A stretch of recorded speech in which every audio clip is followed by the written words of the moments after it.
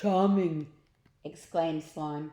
As it looked down, it noticed that gigantic Tiddles was licking Slime's blobby foot with its huge rough tongue. Slime did not agree with the cat one bit, and soon gigantic Tiddles was coughing up not hairballs but slime balls. Slime is my friend, replied the boy. How perfectly revolting to have a lump of snot for a friend, remarked Aunt Greta. You should try having a friend some day, Aunt Greta. We worry about you here all alone in your castle. The lady chuckled to herself. Ha, ha, friends? I have no need of friends, or family, or anybody. These are my nearest and dearest. With that, the lady displayed her jewels to the boy. Aunt Greta looked like a Christmas tree with sparkling decorations dangling from every conceivable place. Look, you can see that. You can see her all dressed up. She's got pearl earrings in the shape of a cat and silver bracelet with cat charms on it. A ruby brooch with the face of a cat, a solid cat watch, a sapphire pendant in the shape of a cat, and of course her crazy cat crown. You might mistake Aunt Greta for a member of the royal family if it were not for the stench of cat pee. What are you doing here, boy? She sneered. I didn't invite you to my castle. I never invite people to my castle. They always want something. Well, actually, began Ned before he was cut off. Is it money? Is that why you're here? Because I'll tell you now, you aren't getting a single penny of my millions. Do you hear me, boy? Not a penny. Is she always like this? Whispered Slime. This is her on a good day, replied Ned. What do you want, boy? Tell me, she thundered, or I will set one of my 101 cats on you. Ned looked up at the castle window. The other 100 cats must have scrambled up the courtyard wall. Now they were streaming into the living room, a rushing river of cats, all hissing. Led by gigantic Tiddles, all the other Tiddleses began circling around the pair, ready to strike. Tell me, boy, she yelled, causing her jewellery to clank together, or you will be cat food. Meow, meow, hiss. The boy had the naughtiest notion, a notion that would teach this lady a lesson that might just change the lives of all the children of Mulch forever. I am here, Auntie dearest, because I wanted to give you something. The lady was intrigued. Me? Yes, you. I worry that you just don't have enough jewellery. Greta looked down at her many adornments. Oh, you're right, boy, she trilled. I don't have nearly enough sparkling things. There's always a need for more. Would you like some more? Asked Ned. Yes, growled Greed. Gimme more. Ned looked at Slime. I knew you would want more. Please, let my friend Slime treat you. The pair smiled at each other. Slime knew exactly what to do.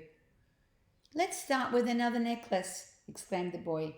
With that, Slime's chest opened and a torpedo of goo shot out. Splurge. It hit the lady's chest, covering her in slime. Splat. Ugh. And of course, some new earrings. 2 smaller slime bombs struck her ears. Splat. Ugh. And why have a tiara when you can have a great big massive crown? Then what was left of Slime rose into the air and came crashing down on her head, covering her from top to bottom in goo. Splat! Ugh, she shrieked. As Ned allowed himself a chuckle, Slime gathered himself together again and shot back over to the boy. You see, there's her getting all her new jewellery, all made of slime. We need to get out of here, exclaimed Slime. Why? The Tiddleses are on the attack. Ned looked down. Surrounding him were cats, and more cats. Leading the pride of cats was gigantic Tiddles. The enormous beast jumped up at the boy, its fangs bared. Slime thought fast. Without a word, it shot up to the ceiling. Splat! And stuck there. It was now like a giant jellyfish.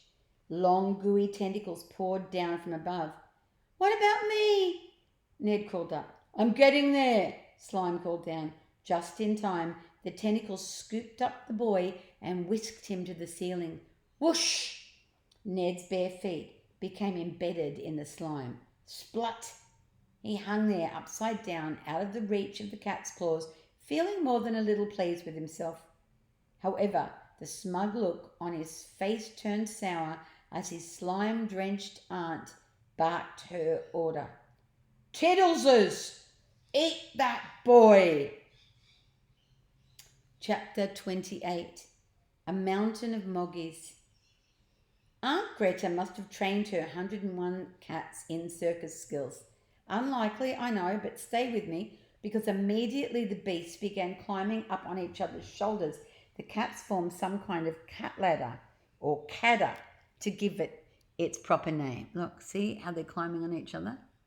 In no time, the cats were rising higher and higher. In the blink of an eye, they were dangerously close to the boy, their sharp claws swiping at him. Slime, please do something, Ned screamed. Slime started sliming its way along the ceiling to escape. Splut, splut, splut. However, it soon became entangled in a chandelier. Chink, chink, chink. See, it's getting tangled up in the chandelier. Tiddleses, we have them now, bellowed Aunt Greta from below as she wiped the goo off her face. Enjoy your dinner, my beauties. Now, cats are not the brightest of creatures. In my experience of spending time with different types of animals, I would rate their intelligence thus. Chimpanzees at the top, dolphins, elephants, parrots, rats, crows, dogs, pigeons, pigs, octopuses, and then cats right down the bottom. I'm apologising if you've got cats and you love them, but that's just what this writer says. You see, he's got them like that. The not clever thing that the cats did was make the kitten Tiddleses go at the bottom of the cat ladder. Then the fully grown Tiddleses go in the middle, and then the gigantic Tiddles at the top. And the gigantic Tiddles was now level with the boy, tangled up with the slime in the chandelier. The monstrous Moggy was chomping at the air, just a whisker from Ned's face. As Slime tried to escape from the chandelier, clink, clank, clunk, it accidentally swung the upside-down boy straight toward the beast. Whoosh! Ah! Screamed Ned. Chomp! Chomped the gigantic Tiddles as its fangs bit into Ned's ear. The pain was eye-watering. Ah! What's more, the beast was not letting go. Help! A giant cat earring is perhaps the most painful earring of all. The boy kept swinging, and gigantic Tiddles swung too. Swish! See how that's working out?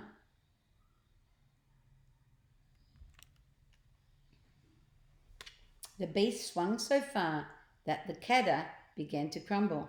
Wow! Wow! Wow! As gigantic Tiddles stayed locked onto Ned's ear with fangs, the other 100 cats beneath him took a tumble, or a cumble. The 100 cats fell right on top of Aunt Greta. Thud, thud, thud. Meow, meow, meow. The old lady was buried under a mountain of moggies. Look.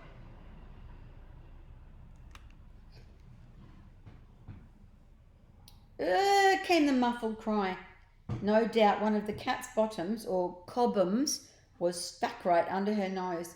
With all the other cats having tumbled or cumbled to the floor, incredibly gigantic Tiddles was still dangling or cangling from Ned by his ear. Try as Ned might to fight it off, the beast was not letting go of Ned's ear. In fact, it was sinking its fangs deeper and deeper into his flesh. Chomp! Ow! Screamed Ned, as you might if you had a giant cat that weighed as much as a small car dangling from your ear. Meanwhile, Aunt Greta was scrambling up from underneath the mountain of cats.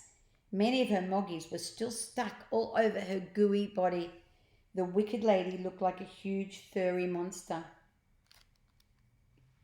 See, that's there.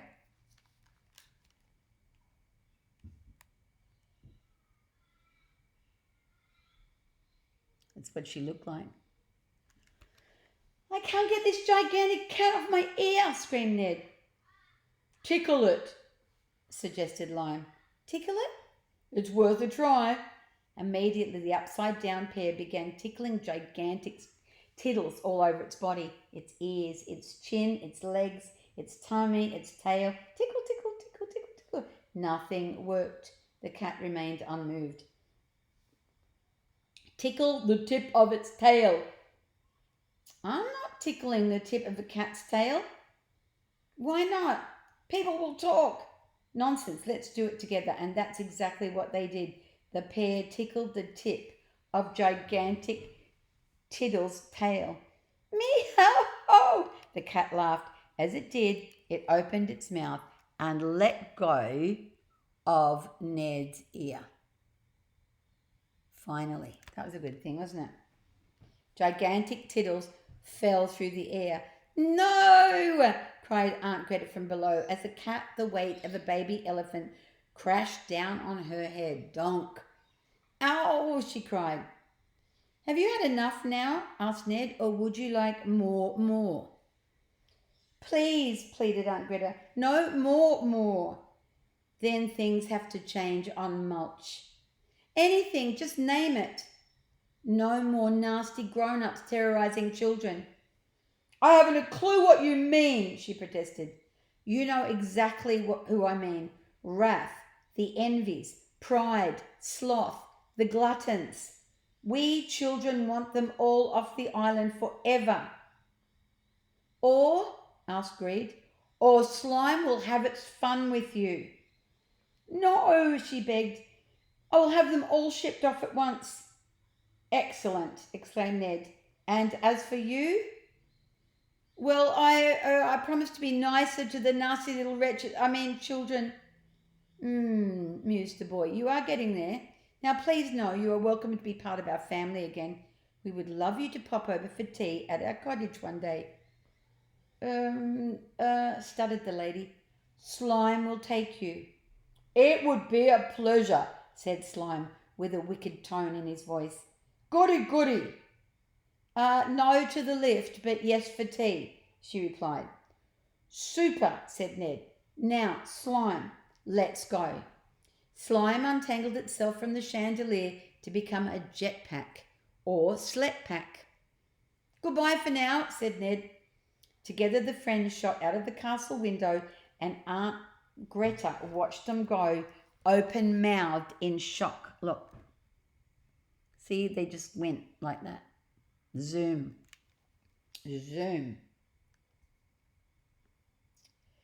Chapter 29. Setting sun. It had been the most slime-tastic day, but it was nearly over. The sun was setting over Mulch. Home, please, called out the boy to the sliming jetpack on his back. Certainly, Ned, obliged Slime, and they flew through the sky back to the place where the adventure had begun, the family cottage. Whoosh!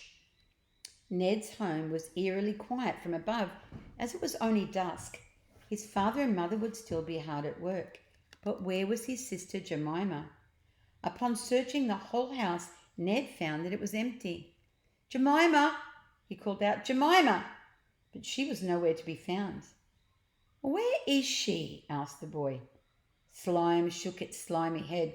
No idea, but she can't have gone far. Mulch is not a big island. Checking in the bathroom, Ned noticed his wheelchair was missing too. My wheelchair! She's taken my wheelchair! My sister's an absolute horror! Where on earth has she put it? What would she want with it? I bet she's thrown it off a cliff. Ned, you don't know that. She's done worse. Jemima can't be all that bad. Oh, she is, replied Ned. Well, let's see if we can find her. If we do, I'm sure your wheelchair won't be far away. I guess so. I know so. Come on,